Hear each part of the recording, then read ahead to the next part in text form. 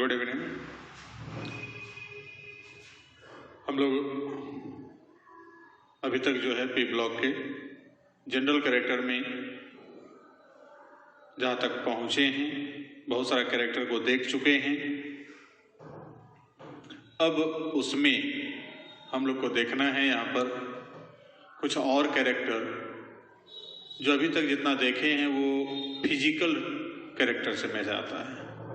अब हम लोग देख रहे हैं थोड़ा सा केमिकल कैरेक्टर कि मतलब किसी भी पदार्थ के साथ ये सभी तत्व यदि संयोग करता है तो संयोग करने के बाद क्या बनाएगा और उसका कैरेक्टर क्या होगा, क्या नेचर होगा उसका।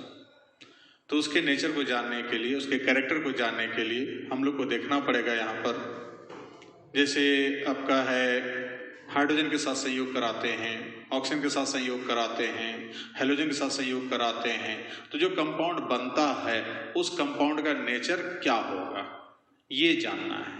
तो इसी को जानने के लिए हम लोग यहाँ पर देख रहे हैं एक कैरेक्टर, उसी में से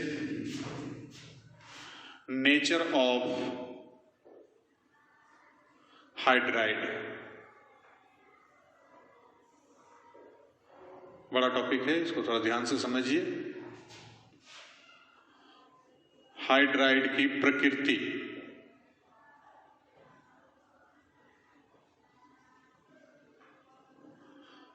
तो हाइड्राइड का प्रकृति क्या हो सकता है। तो पहले हम हाइड्राइड कहते किसको, उसको देखें हम लोग। तो व्हेन एलिमेंट या any element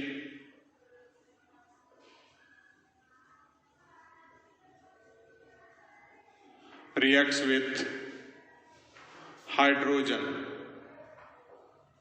then obtained compound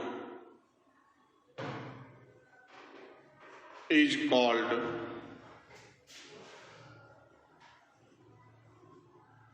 its hydride।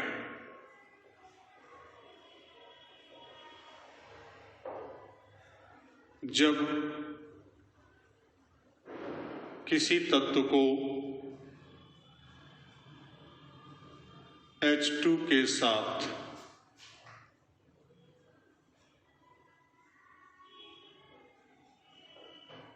संयोग कराया जाता है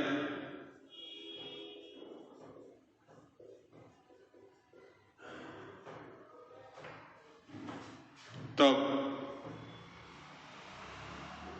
प्राप्त यौगिक को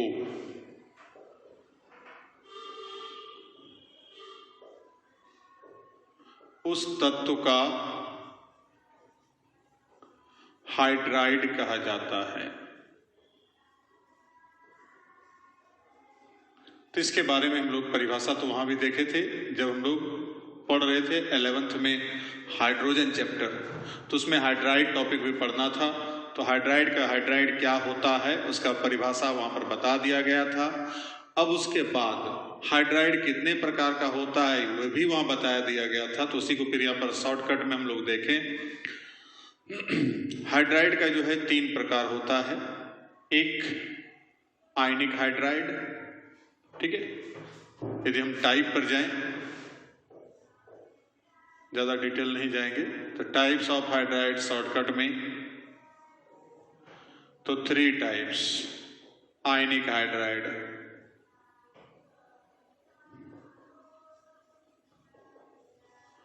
ये जो है hydride of S block element. तो एस ब्लॉक एलिमेंट का जो हाइड्राइड होगा वो सब है आयनिक हाइड्राइड, या इसी को कहते हैं साल्ट लाइक हाइड्राइड, ठीक है।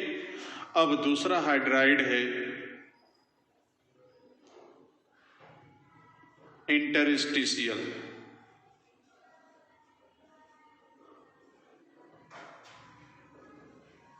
हाइड्राइड, हाइड्राइड ऑफ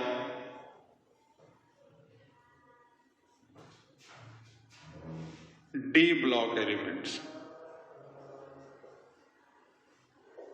तो डी ब्लॉक का जो तत्व होगा वो जो हाइड्राइड बनेगा उसको कहेंगे हम इंटरस्टिशियल। दो हो देख लिए। अब मेन तीसरा देखना है यहां पर, कोवैलेंट हाइड्राइड। अब ये कोवैलेंट हाइड्राइड जो है वो hydrides of P block element.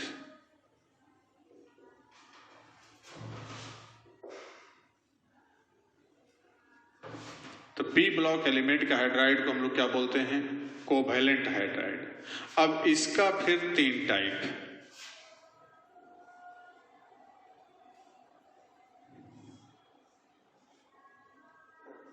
पहला है electron deficient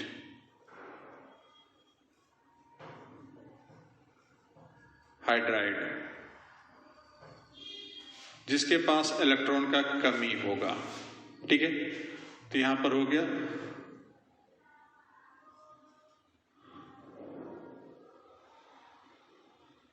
deficiency in octet, अष्टक में कमी। जब अष्टक में कमी होगा, अष्टक पूरा नहीं हो रहा है, तो वैसे हाइड्राइड को हम लोग कहेंगे इलेक्ट्रॉन डिफिशिएंट हाइड्राइड। एग्जाम्पल के लिए होगा हाइड्राइड्स ऑफ ग्रुप 3A। तो ग्रुप 3A का जो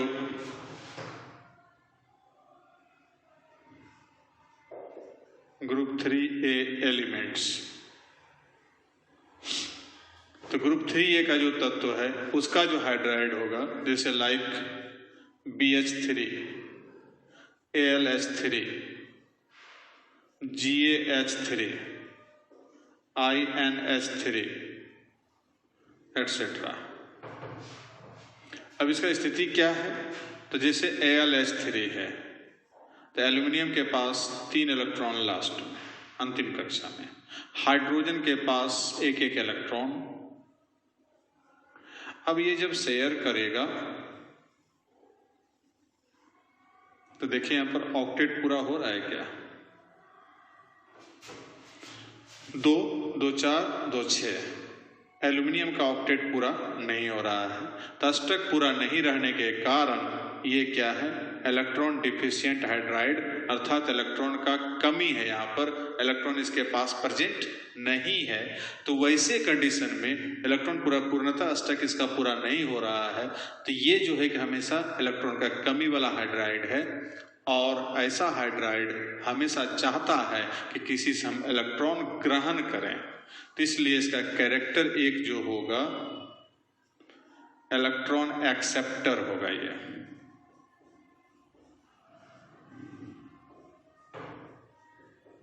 सब हम इस ब्लॉक में बता दिए थे।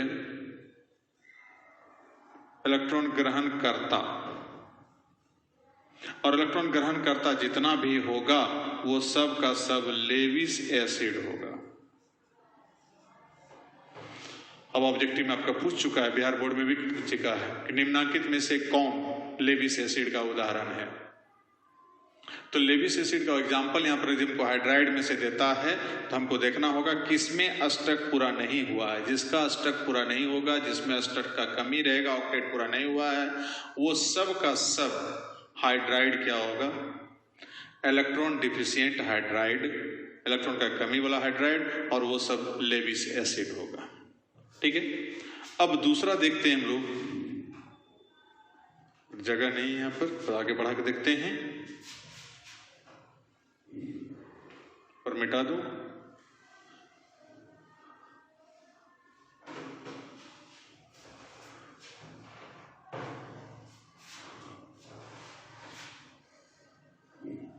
अब इसी को हम लोग आगे बढ़ा रहे हैं। तो यहां दूसरा नंबर, मतलब हम लोग तीसरा नंबर देखेंगे। तो दूसरा है इलेक्ट्रॉन सफिशिएंट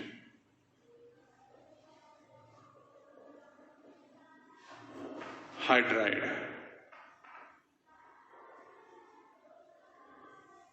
मतलब जितना चाहिए, मतलब जितना उसका रिक्वायरमेंट है अष्टक पूरा करने के लिए, तो अष्टक में कहीं कमी नहीं होता है, अष्टक उसका पूरा है कंप्लीट। तो ये जाकर के जो हो गया कंप्लीट ऑक्टेट, अष्टक पूर्ण है। एग्जाम्पल के लिए hydride of group 4A elements या 14, ग्रुप 14 का जो एलिमेंट्स होगा total, like methane, C2H6, SiH4, GeH4 etcetera, ये सब का सब सफिशिएंट है, सबका स्टक पूरा हुआ है। हम लोग चेक कर सकते हैं कि कार्बन के पास या सिलिकॉन के पास या जर्मेनियम के पास बाहर में 4 इलेक्ट्रॉन है। अब इसको 4 हाइड्रोजन देंगे तो चारों हाइड्रोजन ऑक्टेट का अपना डुएट बनाएगा, 2 2 2। अब ये 2 4 6 8, तो क्या देखते हैं अष्टक पूरा कंप्लीट हो गया है, इसमें इलेक्ट्रॉन का कहीं कमी नहीं है। तो इलेक्ट्रॉन कमी नहीं है तो इसका मतलब है इलेक्ट्रॉन सफिशिएंट हाइड्राइड है, इसमें इलेक्ट्रॉन का कहीं कमी नजर आता ही नहीं है। तो इस प्रकार का हाइड्राइड जो होगा सब होगा इलेक्ट्रॉन सफिशिएंट हाइड्राइड, जिसको कोई चीज का माने इलेक्ट्रॉन कहीं से लेना देना कुछ भी नहीं है। तो ये ना तो एसिड है ना तो बेस है। अब तीसरा देखते हैं हम लोग, इलेक्ट्रॉन एक्सेस हाइड्राइड। इलेक्ट्रॉन के अधिकता, एक्सेस मतलब आधिक्य, कि जब इलेक्ट्रॉन का अधिकता रहे, इलेक्ट्रॉन का धनी है, इलेक्ट्रॉन रीच है, तो वैसे कंडीशन में वैसा हाइड्राइड ही कहलाएगा इलेक्ट्रॉन एक्सेस हाइड्राइड, जो कि कहीं भी किसी को इलेक्ट्रॉन देने की क्षमता रख रहा है। तो उस टाइप का जो भी हाइड्राइड होगा उसे हम लोग क्या कहेंगे, इलेक्ट्रॉन एक्सेस हाइड्राइड। ठीक है। अब यहां पर ये जो है हम लोग कह सकते हैं hydrides with lawn pair electron.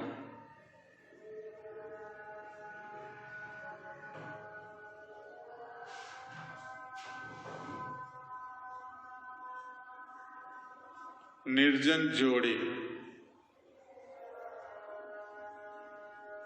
Electron युक्त हाइड्राइड, जिसमें निर्जन जोड़ी इलेक्ट्रॉन प्रेजेंट है, लॉन पेयर प्रेजेंट है, तो वो एक्सेस हो गया, उसके पास अष्टक से अधिक, माने अष्टक के अलावा, अष्टक तो फूल करता ही है, लेकिन वो इलेक्ट्रॉन कहीं से जुड़ा हुआ नहीं है, साझा किया हुआ नहीं है किसी भी अन्य परमाणु के साथ, अतः वो फ्री है, कहीं भी किसी के पास जा सकता है। तो वैसे कंडीशन में पहले तो इसका एग्जाम्पल देख लें कौन होगा, उसके बाद तब उसका कैरेक्टर देख लेंगे। Hydrides of group 5A, 6A and 7A elements,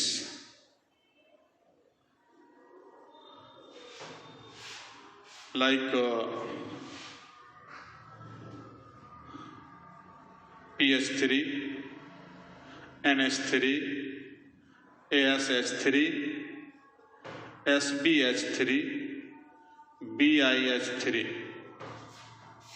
H2S, H2O, H2SE, H2TE, HF, HCl, HBr, HI, etc. तो सबके पास लॉन पेयर इलेक्ट्रॉन पाया जाता है। तो वैसा टाइप का जो हाइड्राइड होगा वो सब क्या कहलाएगा, इलेक्ट्रॉन एक्सेस हाइड्राइड।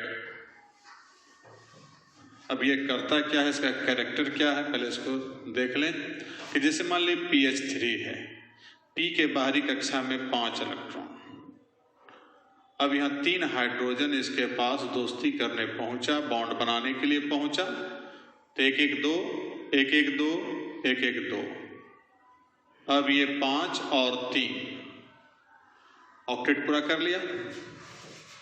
लेकिन इस दोनों इलेक्ट्रॉन को गौर से देखिए, यहां पर क्या है, हाइड्रोजन के साथ साझा है, यहां हाइड्रोजन के साथ साझा है, यहां हाइड्रोजन के साथ साझा है, ये किसी के साथ साझा नहीं है, इसको कहते हैं लॉन पेयर इलेक्ट्रॉन। और ये लॉन पेयर इलेक्ट्रॉन जब प्रेजेंट रहे किसी भी हाइड्राइड में, वो सब का सब कहलाएगा इलेक्ट्रॉन एक्सेस हाइड्राइड्स। जो भी होगा, जितना भी कम तत्व है उसमें जिसके पास की निर्जन जोड़ी इलेक्ट्रॉन प्रेजेंट है, उस निर्जन जोड़ी इलेक्ट्रॉन युक्त जो भी हाइड्राइड होगा उसको हम लोग क्या कहेंगे, इलेक्ट्रॉन एक्सेस हाइड्राइड। ठीक है, कहीं कोई दिक्कत नहीं है इसमें। अब इसका कैरेक्टर क्या है, तो कैरेक्टर ये है इलेक्ट्रॉन डोनर होता है।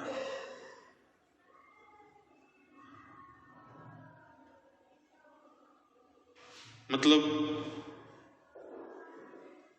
इलेक्ट्रॉन दान करता, त्याग करता, त्याग करने की क्षमता रख रहा है, किसी को भी इलेक्ट्रॉन दे सकता है, ये इसके पास कैपेसिटी है, जिसके परिणाम स्वरूप इसको बोलते हैं लेविस बेस। तो पहला वाला देखे थे हम लोग, लेविस एसिड था, ग्रुप 3 का जितना भी हाइड्राइड होगा तत्व का, वो सब का सब लेविस एसिड, और ग्रुप 5A 6A 7A जो सब भी है, तो इसमें सब क्या है, लेविस बेस है। ठीक है, अर्थात इसके पास लॉन पेयर इलेक्ट्रॉन पाया जा रहा है, अर्थात इलेक्ट्रॉन डोनेट करने की क्षमता पाया जा रहा है, जिसके परिणाम स्वरूप ये सभी क्या है, लेविस बेस है। तो पूछता है निम्नलिखित में से कौन लेविस बेस है, तो वो हम बता सकते हैं, कौन लेविस बेस नहीं है वो बता सकते हैं। जिसके पास लॉन पेयर नहीं होगा वो लेविस बेस नहीं होगा, जिसके पास लॉन पेयर होगा वो सभी लेविस बेस होगा, क्योंकि उसके पास इलेक्ट्रॉन डोनेट करने की क्षमता है। ठीक है, लिख लिया, मिटा दूं, हो गया आप लोग का हो।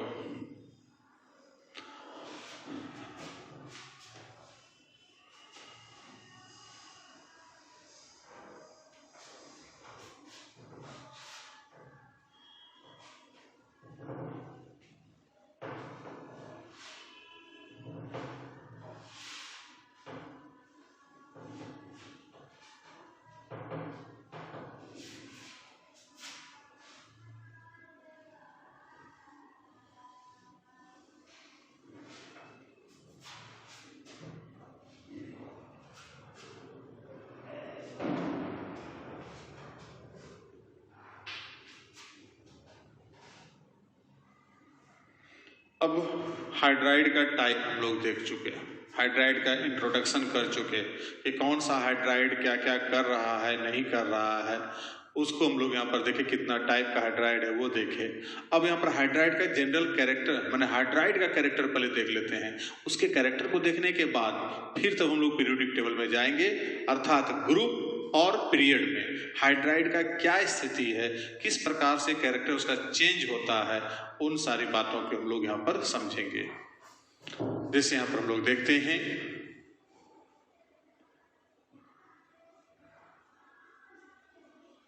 पहले कैरेक्टर्स ऑफ हाइड्राइड।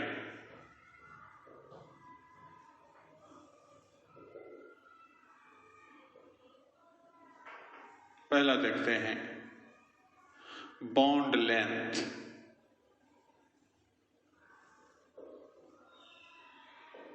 बंधन दूरी,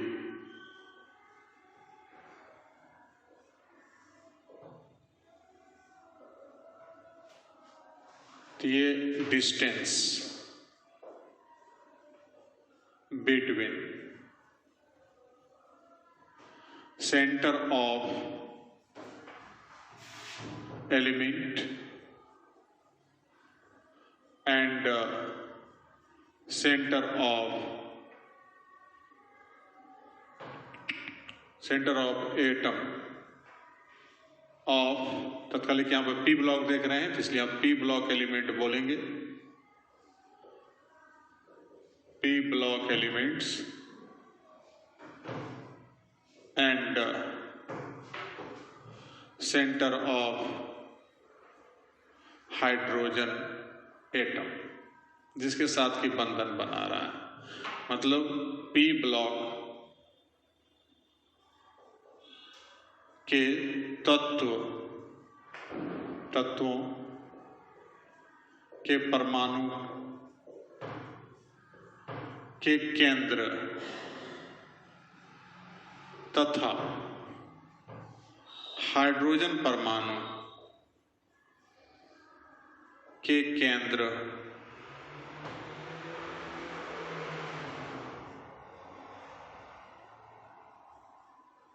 के बीच की दूरी, ठीक है, कि कोई भी हाइड्राइड जो बन रहा है उस परमाणु, कोई भी तत्व हाइड्राइड बना रहा है, जैसे PS3 बना, तो PS3 में P और H जो बॉन्ड बनाया, तो इसका जो सेंटर होगा दोनों के बीच के डिस्टेंस को हम लोग बोलेंगे इसका बॉन्ड लेंथ। नाइट्रोजन बनाया हाइड्रोजन के साथ बॉन्ड, तो ये जो दूरी होगा वो कहलाएगा इसका बॉन्ड लेंथ, ठीक है। तो यहां पर जाकर जो हम लोग यहां पर देखते हैं कि बॉन्ड लेंथ मतलब जिस एटम के साथ हाइड्राइड बना रहा है उस एटम का जो केंद्र होगा और हाइड्रोजन का जो केंद्र होगा दोनों के बीच की दूरी को हम लोग क्या बोलेंगे, उसका बॉन्ड लेंथ। अब ये बॉन्ड लेंथ जो है कहता है बॉन्ड लेंथ, बस इस छोटा छोटा पॉइंट को देखना है, is directly proportional to radius of atom of p block element. जो p ब्लॉक एलिमेंट हम लोग लिए हैं कहता है बंधन दूरी का मान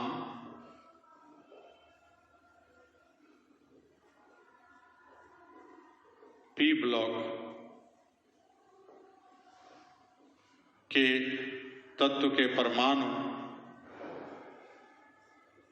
की त्रिज्या का समानुपाती होता है।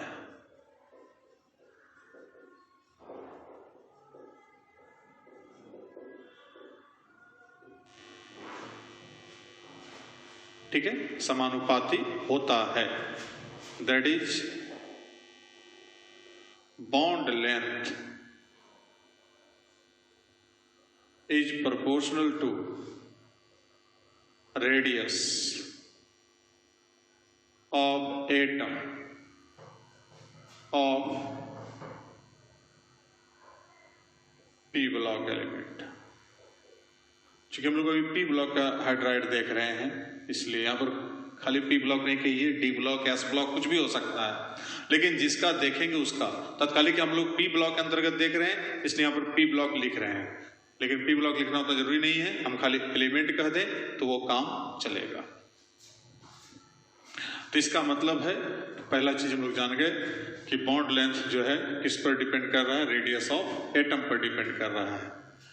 अब दूसरा मतलब रेडियस ऑफ एटम बढ़ेगा तो बॉन्ड लेंथ क्या होगा, बढ़ेगा। रेडियस ऑफ एटम घटेगा तो बॉन्ड लेंथ घटेगा। सिंपल सा बात है कि जैसे मान लीजिए कि हम इतना दूर हाथ रखें, कोई दोस्ती कर रहा थी, दूरी कम होगी, थोड़ा सा बढ़ाए तो दूरी बढ़ा, थोड़ा सा और बढ़ाए तो दूरी क्या हो गया, बढ़ेगा। तो इस प्रकार से बॉन्ड जो बन रहा है, जो भी दोस्ती हो रही है दो परमाणु के बीच, तो दोनों के सेंटर के बीच की जो दूरी होगी, जितना डिस्टेंस पर हम रहेंगे उतने वही क्या कहलाएगा, उसका बॉन्ड लेंथ या बंधन दूरी।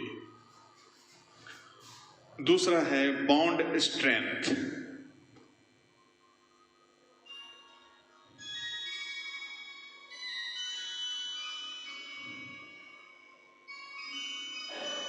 बंधन की शक्ति।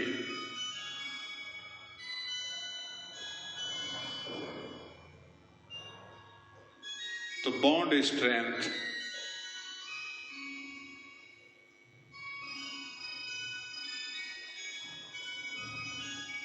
Of hydride bond is inversely proportional to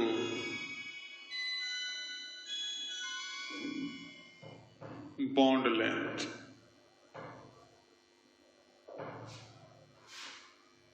Hydride bond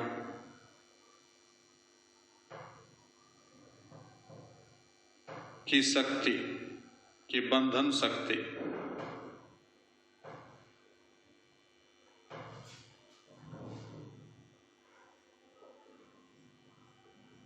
बंधन दूरी का व्युत्क्रमानुपाती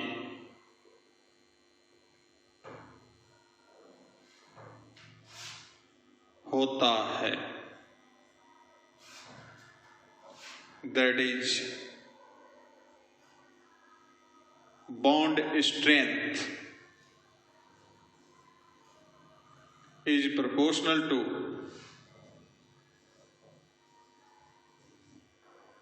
inversely proportional 1 by bond length.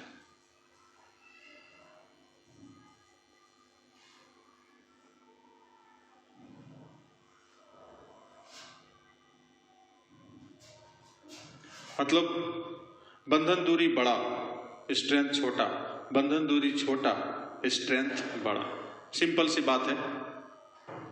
हम लोग कोई दो आदमी यदि दोस्ती करते हैं तो यदि निकट रहते हैं तो दोस्ती मजबूत है, और यदि दूर चले जाते हैं तो दोस्ती क्या होगा? कमजोर। मतलब दूरी बढ़ेगी, दोस्ती कमजोर होगी। जैसे रूम पार्टनर, तो रूम पार्टनर कंटिन्यूसली रह रहा है साथ में 24 घंटा, तो वहाँ जो दोस्ती हो रही है तो बंधन मजबूत होगा। और कहीं दूर में रह रहा है, उसी मोहल्ले में रह रहा है या कोई दूसरे टाउन में रह रहा है, तो जैसे जैसे दूरी बढ़ रहा है वैसे वैसे क्या होगा? उसका बंधन कमजोर पड़ेगा, अर्थात बंधन शक्ति कम होगा, क्योंकि दूरी बड़ा हो गया, बंधन कमजोर। दूरी छोटा, बंधन मजबूत। तो इस पर डिपेंड कर रहा है। यहाँ पर ये छोटा तो ये मजबूत, ये बड़ा तो ये कमजोर। ठीक है, लिख लिए होंगे, मिटा लें।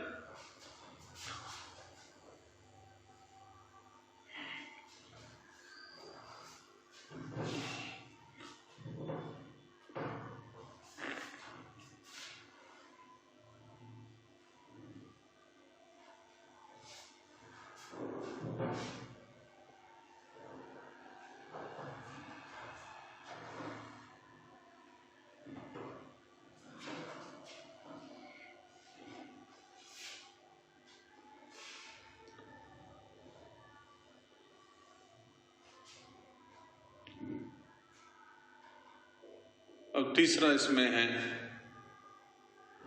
बॉन्ड डिसोसिएशन एनर्जी और बॉन्ड एनर्जी।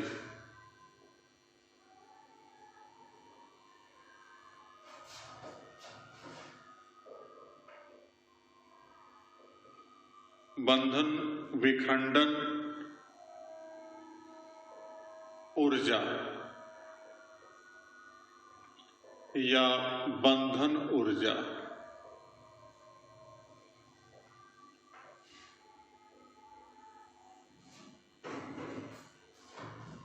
बंधन विखंडन ऊर्जा या बंधन ऊर्जा, ये क्या है? तो कहता है energy for decomposition of bond. मतलब बंधन को विखंडित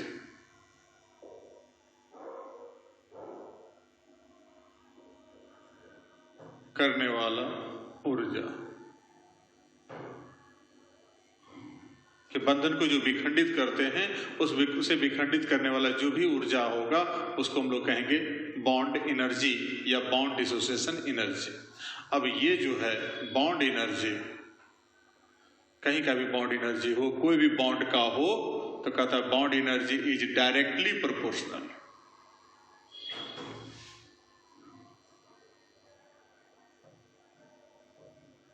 directly proportional to bond strength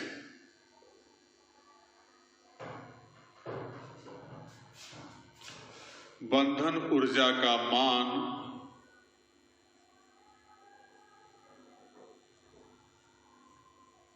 बंधन शक्ति का समानुपाती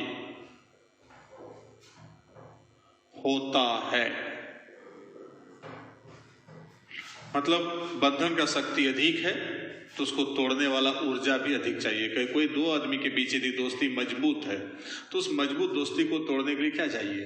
अधिक एनर्जी चाहिए। कोई उसमें ज़्यादा बुद्धि लगाएगा, ज़्यादा तोड़ने का बांझ लगाएगा, कुछ वैसा भड़का दिया, तब दोस्ती टूट सकता है। आसानी से दोस्ती टूटने वाला नहीं है। लेकिन जब बंधन कमजोर हो, दोस्ती कमजोर हो, तो हल्का सा एक बार चिंगारी मारा, बस दोनों के बीच दोस्ती तुरंत टूट गया। तो ये जाकर के जो है कि हमको यहाँ पर कहता है कि that is bond energy directly proportional to bond strength. लेकिन हम लोग ये भी जान चुके हैं ये बॉन्ड लेंथ का उल्टा चलता है, तो 1/, बॉन्ड लेंथ। सब चीज को हम लोग रेडियस पर लेकर चल जाएंगे। और 1/, ये जानते हैं रेडियस का डायरेक्टली प्रोपोर्शनल है, तो रेडियस ऑफ एटम। मतलब जिस दोस्त के साथ दोस्ती किया है, जैसे नाइट्रोजन के साथ बॉन्ड बना है, पी के साथ बॉन्ड बना है, अब इसका रेडियस यदि हम लोग छोटा है और इसका रेडियस बड़ा है फास्फोरस का, तो इसको तोड़ने में ये रेडियस बड़ा है तो दूरी बड़ा होगा, और दूरी बड़ा होगा तो बंधन कमजोर होगा, और बंधन जब कमजोर होगा तो उसको तोड़ने में एनर्जी कम लगेगा। ये बंधन कमजोर, एनर्जी कम, बंधन मजबूत, एनर्जी अधिक। जबकि इसका रेडियस छोटा है तो रेडियस छोटा तो बॉन्ड लेंथ भी छोटा, और बॉन्ड लेंथ जब छोटा रहेगा तो बंधन मजबूत होगा, और बंधन जब मजबूत होगा तो एनर्जी क्या होगा? अधिक होगा। तो ये जाकर के हमको हर हालत में कहां पर पहुंचना है? रेडियस पर। यदि रेडियस से डीलिंग करें, मतलब ऑब्जेक्टिव बनाने के लिए हमको हर हालत में कहां तक पहुंचा दें? रेडियस से रिलेटेड है कि रेडियस का मान जैसे जैसे चेंज होगा उसके अनुसार से सारा कैरेक्टर को यदि हम अटैच कर दें, जोड़ दें, तो हमको उसको समझने में आसान पड़ेगा। क्योंकि ये सब्जेक्टिव में इतना डील कर सकते हैं हम लोग, इस पर काम चला लेंगे, लेकिन ऑब्जेक्टिव में डायरेक्ट हम कहाँ चल जाएंगे? रेडियस पर। रेडियस से हम जाके जोड़ के कनेक्शन जोड़ करके एसिडिक, बेसिक जो भी कैरेक्टर होगा जोड़ दिखाने के लिए, वो सब हम लोग दिखा सकते हैं।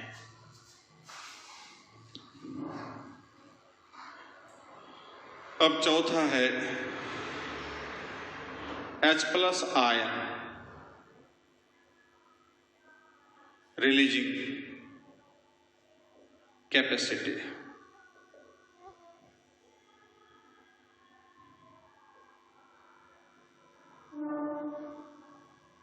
मुक्त करने की क्षमता। H+ आयन मुक्त करने की क्षमता क्या है? ठीक है, तो क्षमता जो है, अब यहां पर जो है, जैसे मान लिया कि NH है, अब ये बॉन्ड कमजोर है, मान के थोड़ा देर के लिए मान लीजिए कि बॉन्ड क्या है? कमजोर है, तो आसानी से H+ त्याग कर देगा। मतलब बंधन कमजोर है, दोस्ती कमजोर है, तो दोस्त को आसानी से छोड़ सकते हैं। तो उसी प्रकार यहां भी यदि बंधन कमजोर होगा दोस्त आसानी से छोड़ देंगे, बंधन मजबूत होगा तो आसानी से नहीं छूटेगा। तो मतलब वो डिपेंड करेगा इस पर और इस पर। तो वो जाकर के देखते हैं।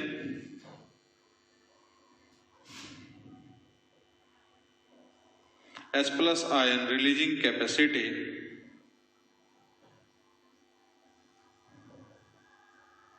Of hydride. हाइड्राइड का जो H+ आयन त्याग करने की जो क्षमता है, बॉन्ड स्ट्रेंथ का उल्टा चलेगा। बंधन मजबूत है,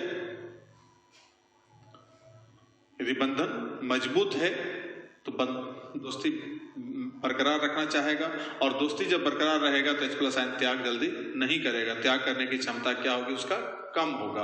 और यदि दोस्ती कमजोर है तो वैसे कंडीशन में आसानी से दोस्ती माने H+ को त्याग कर सकता है। तो वो कहता है इनवर्सली प्रोपोर्शनल होगा।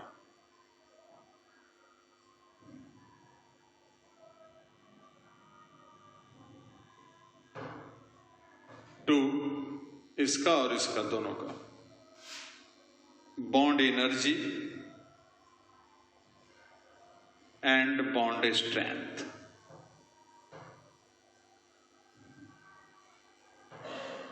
फाइनल कर रहे हैं हम लोग यहाँ पर।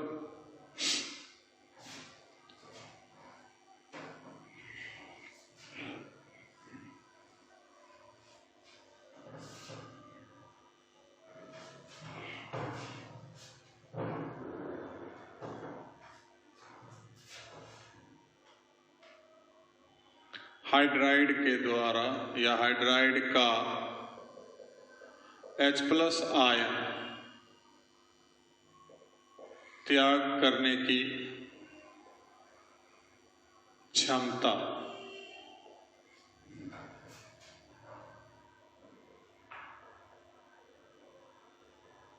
बंधन ऊर्जा तथा बंधन शक्ति का व्युत्क्रमानुपाती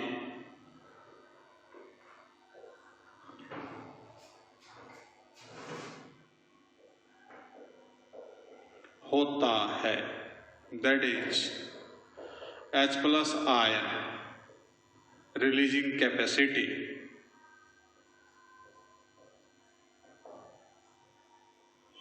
प्रोपोर्शनल टू दोनों का 1 by bond energy 1 by bond strength inversely proportional. बंधन मजबूत, त्याग करने की क्षमता कम।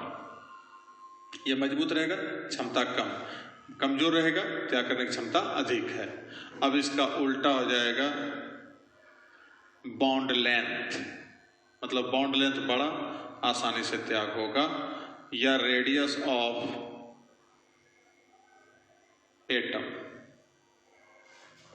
तो इस दोनों का सीधा समानुपाती, मतलब जितना अधिक, जैसे NH जस्ट आगे चर्चा कर रहे हैं, एग्जांपल दे रहे हैं, PH ASH, तो यहां पर जाकर के जो है इसकी त्रिज्या छोटी तो दूरी छोटा, दूरी यदि छोटा मतलब बंधन दूरी कम, तो बंधन दूरी यदि कम होगा तो बंधन मजबूत होगा, और बंधन मजबूत होगा तो उसका बंधन ऊर्जा अधिक लगेगा, और बंधन ऊर्जा जब अधिक लगेगा तो उसको H+ आयन त्याग करने की क्षमता कम होगा, वो आसानी से H+ आयन त्याग नहीं करेगा। इसलिए हमको यहाँ पर जिसका बंधन छोटा या रेडियस छोटा, उसका ये छोटा त्याग करने की क्षमता कम, ये बड़ा उसका त्याग करने की क्षमता अधिक। तो रेडियस पर डायरेक्ट हम लोग चले आए, क्योंकि रेडियस हम लोग पूरा अभी तक में समझ चुके हैं, 3-4 कैरेक्टर में देख चुके हम लोग, आयनन विभव में देखे, इलेक्ट्रॉन बंधुता में देखे, विद्युत ऋणात्मकता में देखे, हर जगह रेडियस का यूज किए। तो यहां पर भी हम रेडियस पर ही जा रहे हैं कि रेडियस बड़ा रहेगा, H+ त्याग करने की क्षमता अधिक, रेडियस छोटा, इसका त्याग करने की क्षमता कम। तो बस इसी पर हम लोग डीलिंग करें, बाकी सब भूल भी जाएं तो कोई दिक्कत नहीं है। मेन रेडियस पर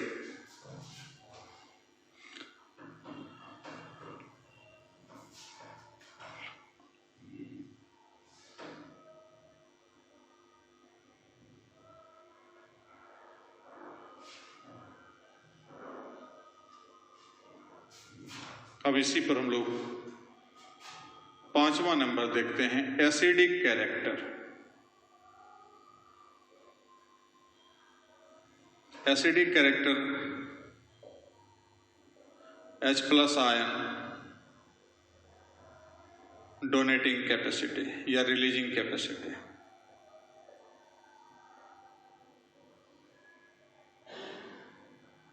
वही हम लोग जो H+ आयन त्याग करेगा, या हम लोग कह सकते हैं H+ आयन डोनर, जो दान करने वाला है H+ आयन, वो एसिड होता है। ठीक, तो H+ आयन दान करने वाला क्या है? एसिड, अर्थात H+ आयन रिलीज करने वाला, जो मुक्त करने वाला है, वो एसिड कहलाएगा।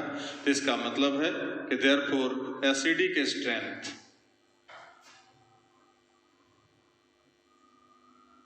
अम्ल की शक्ति या कैरेक्टर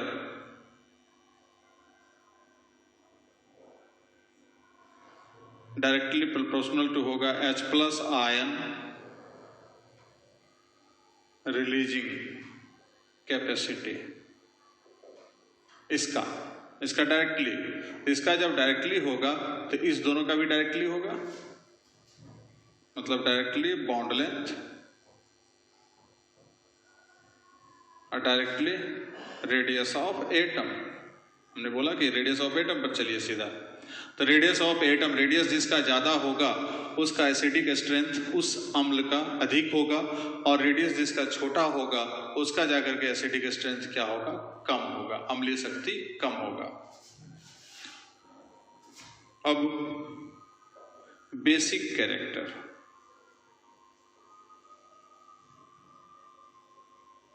भास्मिक गुण। तो भास्मिक गुण हो गया H+ आयन एक्सेप्टर, ग्रहण करने वाला। तो ग्रहण करने वाला मतलब जो ग्रहण करेगा वो डोनेट नहीं करेगा, या डोनेट करने की क्षमता कम होगा, तो इसका अपोजिट चलेगा।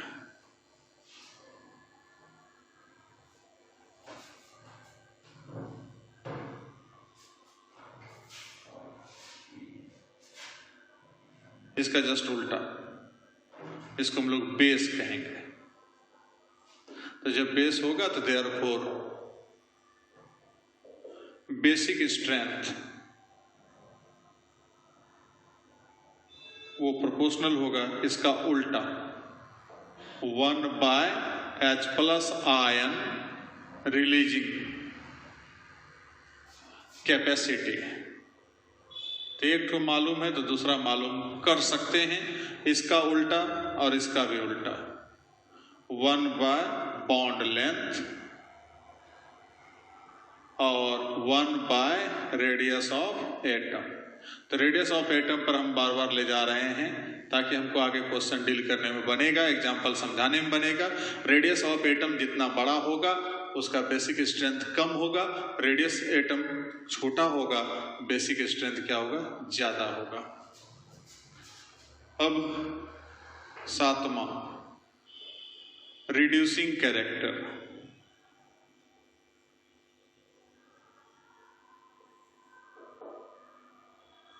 रिड्यूसिंग कैरेक्टर इस पर डिपेंड कर रहा है। ये भी H+ आयन डोनर होगा, वो सब होगा रिड्यूसिंग एजेंट। अब कारक पदार्थ,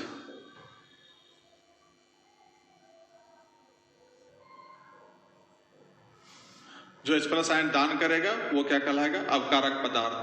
और अवकारक पदार्थ जस्ट लाइक एसिड के तरह होगा, इसलिए एसिडिक कैरेक्टर के जगह पर हम लोग कह सकते हैं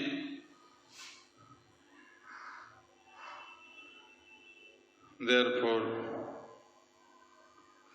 strength of reducing agent।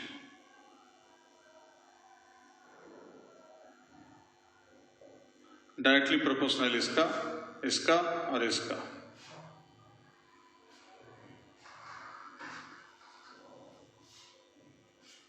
ठीक है।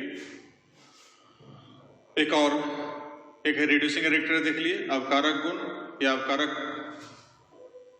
कह सकते हैं हम लोग, अवकारक गुण। तो अवकारक गुण में जाकर हम लोग देख लिए, जो H+ आयन दान करने वाला होगा उसको कहेंगे रिड्यूसिंग एजेंट, क्योंकि हम लोग पढ़ चुके हैं रिडॉक्स रिएक्शन चैप्टर में 11th में कि H+ आयन यदि किसी से जुड़ता है तो उसका रिडक्शन होता है। तो रिडक्शन होगा तो H+ आयन को देगा तब तो जुटेगा उसके साथ, तो देने वाला कहलाएगा रिड्यूसिंग एजेंट, जो ग्रहण किया वो ऑक्सीडाइजिंग एजेंट। ठीक है। तो ग्रहण करने वाला ऑक्सीडाइजिंग और देने वाला रिड्यूसिंग। अब उसी प्रकार से यहां पर एक और कैरेक्टर देखते हैं हम लोग, ऑक्सीडाइजिंग कैरेक्टर।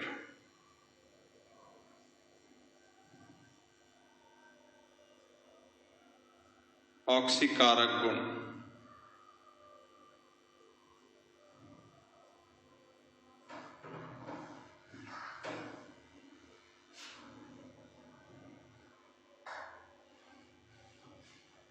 अब H+ आयन दान करने की जगह पर H+ आयन एक्सेप्टर, तो जितना होगा वो ऑक्सीडाइजिंग एजेंट होगा।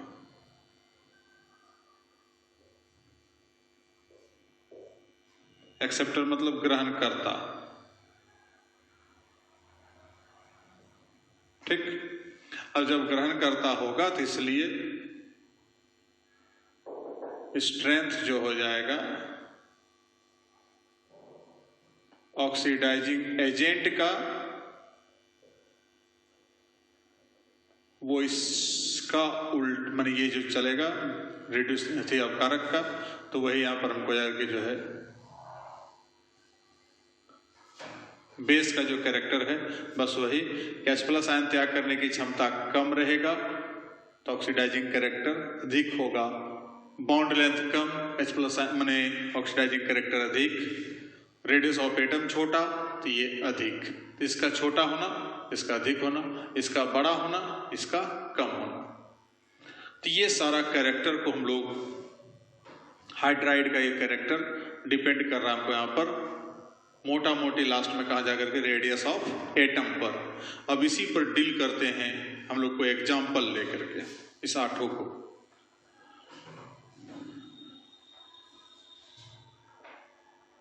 और मिटा दूं।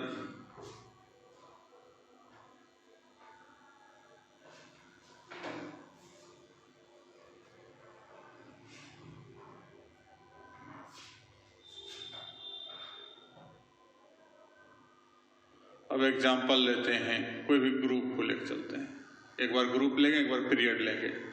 तो जैसे ग्रुप 5A, ग्रुप 5A, तो ग्रुप 5A में ध्यान से एलिमेंट्स कौन कौन है, तो नाइट्रोजन है, फास्फोरस है, आर्सेनिक है, एंटीमनी है, बिस्मथ है। ठीक, हाइड्राइड्स बनाएगा तो ये बनेगा NH3 PH3। एक ग्रुप में जितना भी तत्व होगा एक ढंग का हाइड्राइड बनाता है, SbH3 BiH3। उसके बाद रेडियस ऑफ एटम, तो हम लोग ग्रुप में जान चुके हैं नाइट्रोजन का रेडियस छोटा है,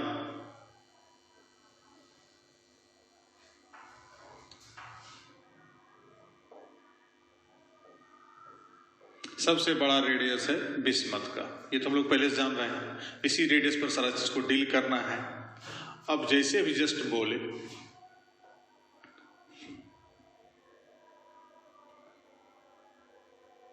हाइड्राइड बॉन्ड कौन कौन होगा,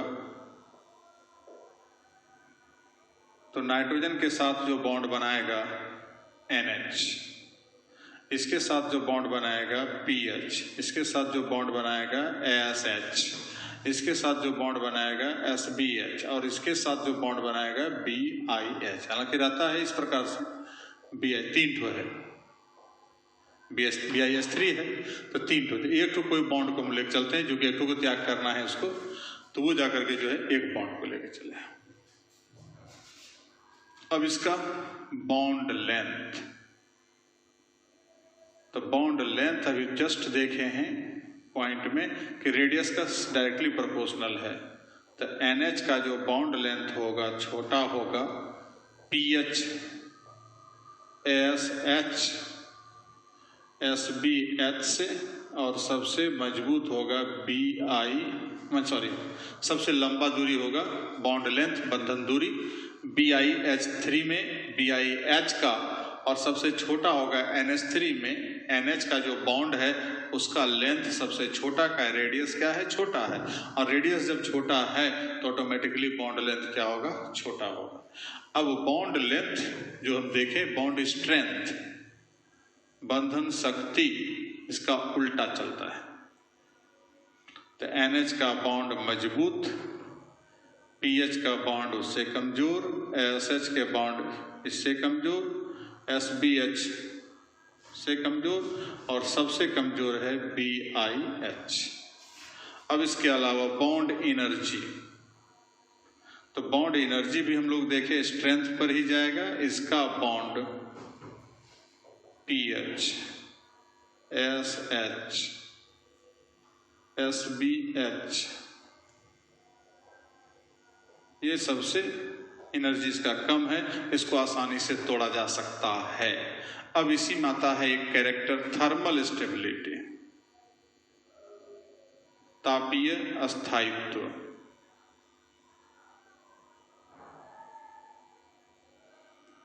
टेम्परेचर का प्रभाव किस पर ज्यादा पड़ेगा, किस पर कम पड़ेगा। तो बंधन मजबूत है, ये एनर्जी अधिक है, तो तापक्रम का प्रभाव इस पर थोड़ा सा कम पड़ेगा। ये बंधन कमजोर है, ठीक है, तो इसको आसानी से तुरंत बंधन को तोड़ा जा सकता है। तो ये स्टेबल कम है और ये स्टेबल अधिक। NH3 अधिक स्टेबल है, PH3, ASH3, SBH3 सबसे कम स्टेबल है BiH3, क्योंकि इसका बंधन ऊर्जा कम है, यह आसानी से टूट सकता है, टूटने के लिए उतावला है, तो वैसे कंडीशन में इसका सबसे कम होगा। अब H+ आयन रिलीजिंग कैपेसिटी किसके पास अधिक, तो यह अस्थाई अधिक है, तो इसके पास कम होगा त्याग करने की क्षमता। सबसे कमजोर वो है, तो वो आसानी से त्याग करेगा।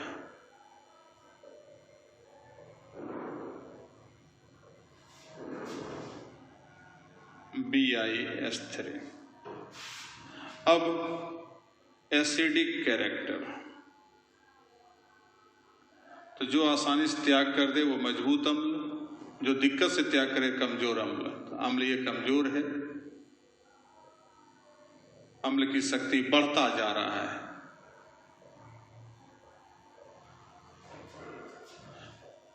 BiH3 रिड्यूसिंग कैरेक्टर भी यही चलेगा।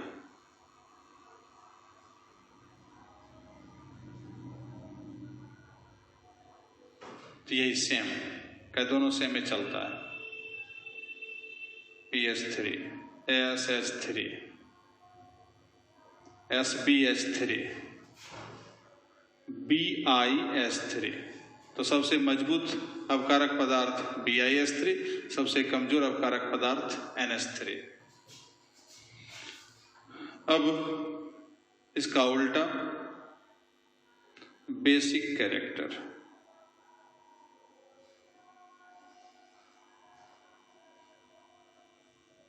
उल्टा चलेगा।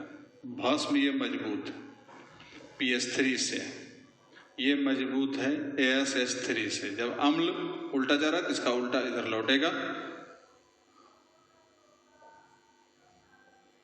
SBH3, BiH3। और सबसे लास्ट ऑक्सीडाइजिंग कैरेक्टर,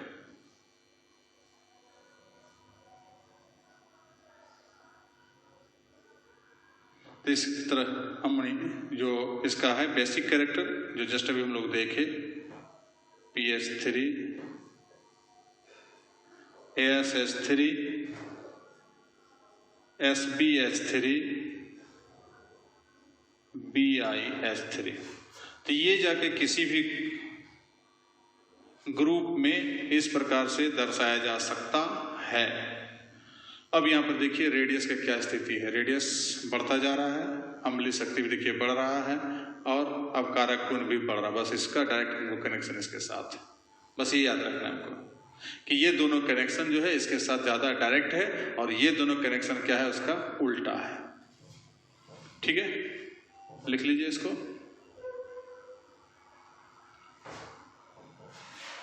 लिख लिया आप लोग, मिटा दो, जल्दी करना ना, लेट।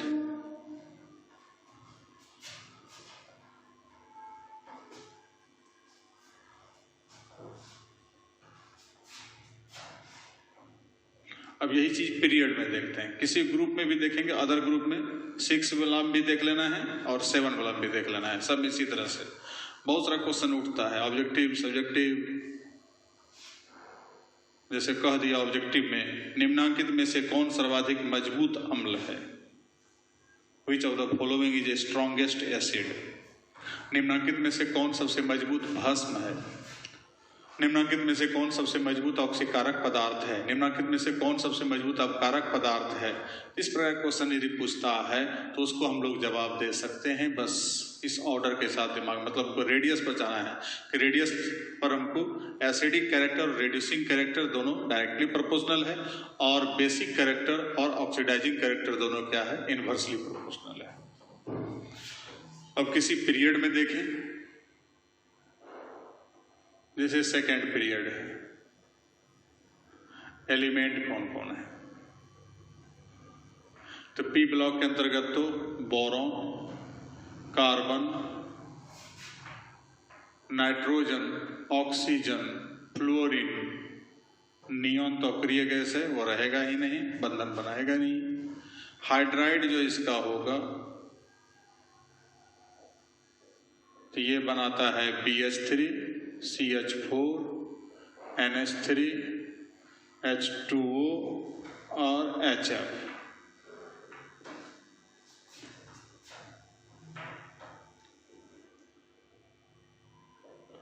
हाइड्राइड बॉन्ड हो जाएगा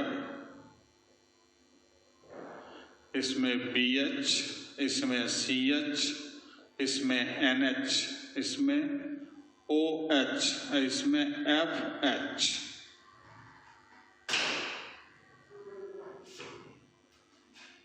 रेडियस जब हम लोग देखते हैं तो जान रहे हैं आवर्त में घटता है, RC, RN, RO, RF। अब रेडियस जब हो गया तो बॉन्ड लेंथ, तो बॉन्ड लेंथ में बता चुके हैं रेडियस का डायरेक्टली प्रोपोर्शनल, तो BH, CH, NH, OH, FH। Bond strength, शक्ति, इसका उल्टा BH, CH, NH, OH सबसे ज्यादा मजबूत ये है। बॉन्ड एनर्जी,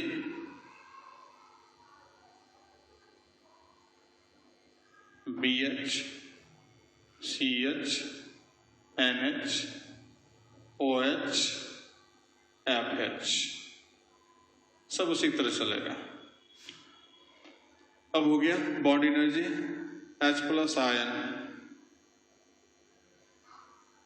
थर्मल स्टेबिलिटी देख लेते हैं। थर्मल स्टेबिलिटी, तो इसका जो है बॉन्ड एनर्जी कम, इसका बॉन्ड एनर्जी अधिक, तो यह स्टेबल ज्यादा होगा और यह स्टेबल क्या होगा? कम होगा, माने आसानी से टूट जाएगा। तो BH3 आसानी से विघटित होने वाला होगा, CH4 उससे, NH3 उससे मजबूत, H2O उससे मजबूत और HF इससे मजबूत। स्टेबिलिटी इसका ज्यादा है, ये अधिक अस्थायी रहेगा। अब अस्थायी जब रहेगा तो acidic strength and reducing character दोनों के साथ देख लेते हैं, एक ही चीज कितना बार लिखेंगे, तो दोनों को साथ चलते हैं। तो रेडियस का उल्टा चलता है, BH3 ज्यादा मजबूत अम्ल होगा, CH4, NH3, H2O और HF सबसे कमजोर। और इसका भास्मिक में देखें बेसिक स्ट्रेंथ या बेसिक कैरेक्टर, अथवा एंड ऑक्सीडाइजिंग कैरेक्टर में इसका उल्टा चलेगा, BH3 सबसे कम, CH4, NH3, H2O, HF। तो इस प्रकार से किसी भी पीरियड की बात हम करें, पीरियड में इस स्थिति में चलेगा कि इसका उल्टा चल रहा है, हमको उसमें था इधर चल रहा था ग्रुप में, और ये एसिडिक स्ट्रेंथ ऐसे चल रहा था बढ़ते क्रम में, तो यहाँ क्या है? घटते क्रम में। तो तो आराम से हम डील कर सकते हैं। बस खाली एक तो कॉन्सेप्ट खाली दिमाग में रखना है रेडियस का, रेडियस से सब कुछ हमको जितना जो कैरेक्टर अभी बताए उसके आधार पर हम इसको डील कर सकते हैं। किसी को दिक्कत है आप लोग को? नहीं, ठीक है, तो आगे बढ़ते हैं।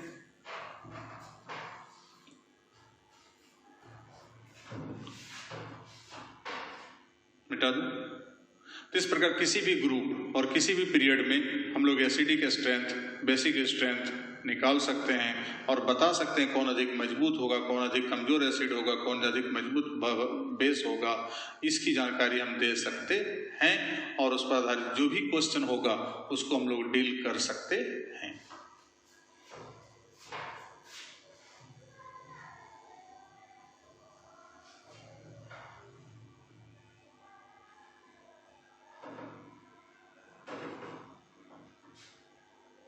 अब एक कैरेक्टर और बच गया है इसका, हाइड्राइड का। तब हाइड्राइड का काम खत्म हो जाएगा। Bond angle of hydrides. Hydride का बॉन्ड एंगल क्या होता है? सो देखिए, बंधन कोण। तो बंधन कोण यहां पर हम लोग पहले से केमिकल बॉन्डिंग में पढ़ चुके हैं। बंधन कोण कहते किसको हैं? तो पहले उसको जान लें कि जैसे मान लीजिए यहां पर हमको NH3 है,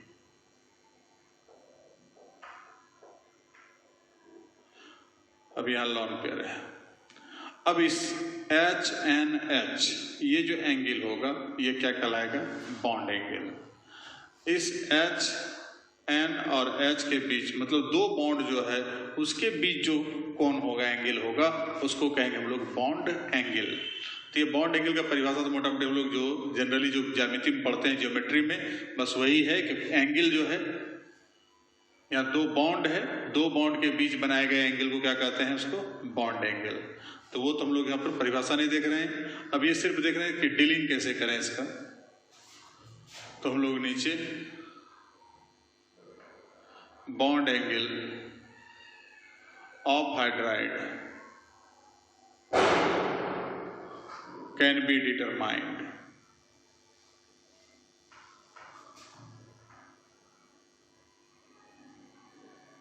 by following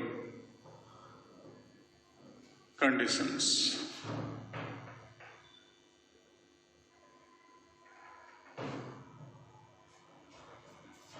हाइड्राइड के बंधन कोण का निर्धारण निम्नांकित स्थितियों के द्वारा किया जा सकता है।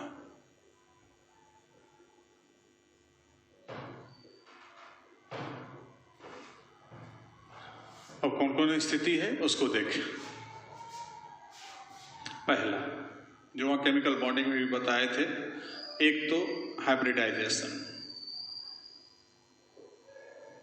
बाय हाइब्रिडाइजेशन, प्रसंकरण के द्वारा निकालेंगे।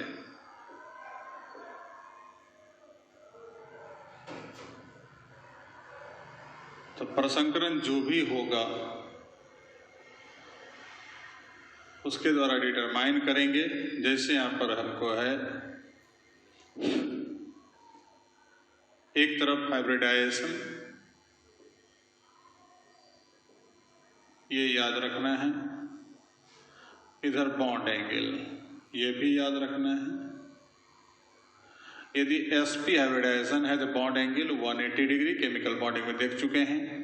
sp2 है तो 120 डिग्री, sp3 है तो 109 डिग्री 28 मिनट अथवा 109.5 डिग्री अबाउट, लगभग। sp3d इसमें 120 डिग्री एंड 90 डिग्री। sp3d2 इसमें सिर्फ 90 डिग्री और sp3d3 इसमें 72 डिग्री एंड 90 डिग्री। तो ये जाकर के जो है बंधन कोण इस पर निकाल करके, हाइब्रिडाइजेशन पर निकाल करके हम बता सकते हैं कि किसका बंधन कोण क्या होगा। हाइब्रिडाइजेशन निकालने जानते हैं तो उसके आधार पर हम लोग डील कर सकते हैं कि किसका किसका बंधन बॉन्ड एंगल क्या होगा। ठीक है। अब दूसरा, बाय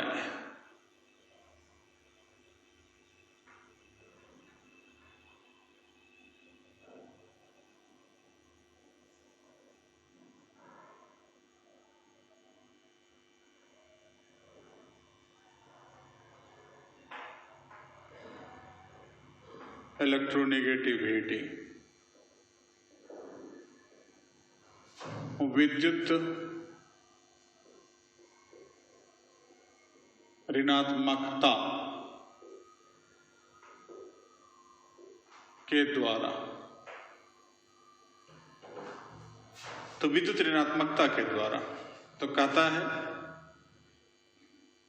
कि व्हेन हाइब्रिडाइजेशन सेम हो तब इसको यूज करेंगे। हाइब्रिडाइजेशन सेम मतलब दो कंपाउंड है, तीन कंपाउंड है, उसका हाइब्रिडाइजेशन एक ही है। जैसे मान लिया sp3 है तो sp3 सबका हो, sp2 है सबका sp2 हो, तब वैसे कंडीशन में किस पर डील करेंगे हम लोग? विद्युत ऋणात्मकता के द्वारा। तो बॉन्ड एंगल देन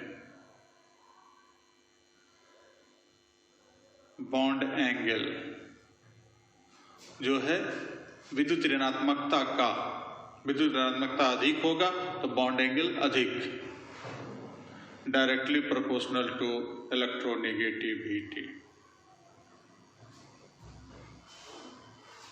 इलेक्ट्रोनेगेटिविटी का समानुपाती, जिसका इलेक्ट्रोनेगेटिविटी अधिक उसका बॉन्ड एंगल अधिक, जिसका इलेक्ट्रोनेगेटिविटी कम उसका बॉन्ड एंगल कम। जैसे एग्जांपल के लिए NH3, PH3, ASH3, SBH3 और BiH3। अब इसमें जो है कि हाइब्रिडाइजेशन सबका जो है सेम है।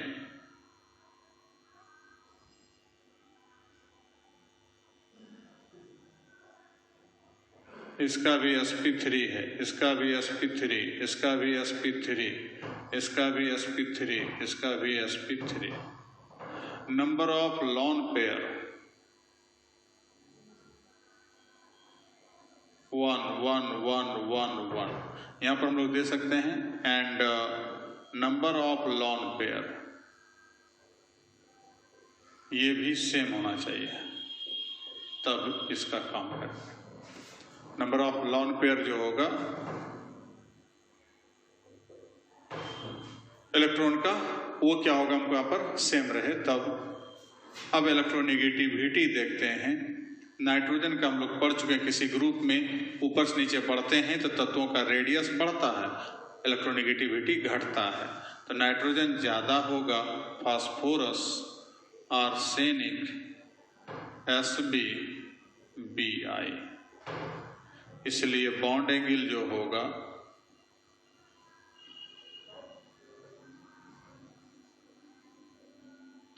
HNH, बॉन्ड बड़ा होगा HPH, HASH,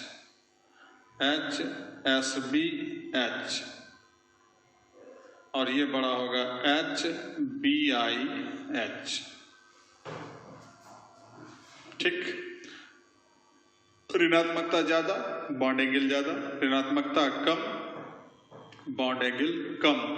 इस प्रकार से हम लोग डीलिंग कर सकते हैं ऋणात्मकता के आधार पर कि कब, जब हमको यहाँ पर हाइब्रिडाइजेशन सेम रहे और नंबर ऑफ लॉन पेयर क्या रहेगा, सेम रहेगा। इसको लिख लीजिए। और तीसरा केस हो गया, इधर वाला तो हो गया होगा।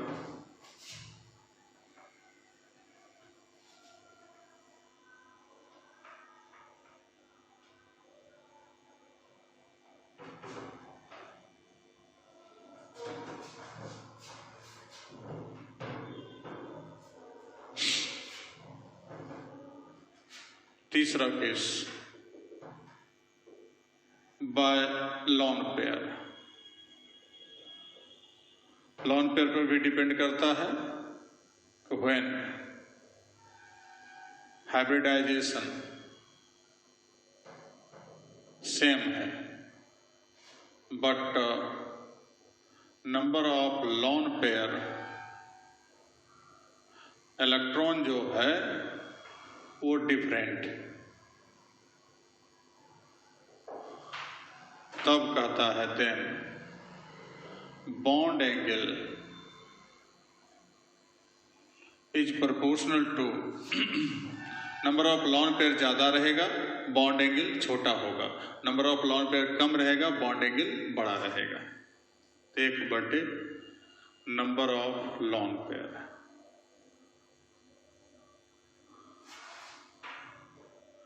जैसे हम लोग देखते हैं एग्जाम्पल के तौर पर NH3 और H2O की बात करें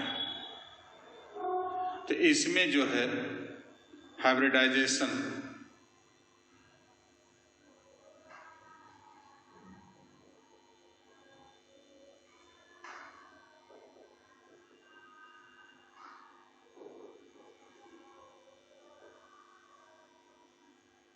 sp3, यहां भी sp3 lone pair, number of lone pair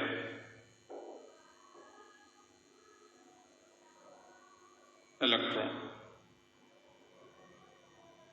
इसके पास 1, इसके पास 2, तो बॉन्ड एंगल लॉन पेयर कम बॉन्ड एंगल ज्यादा और लॉन पेयर अधिक बॉन्ड एंगल कम, तो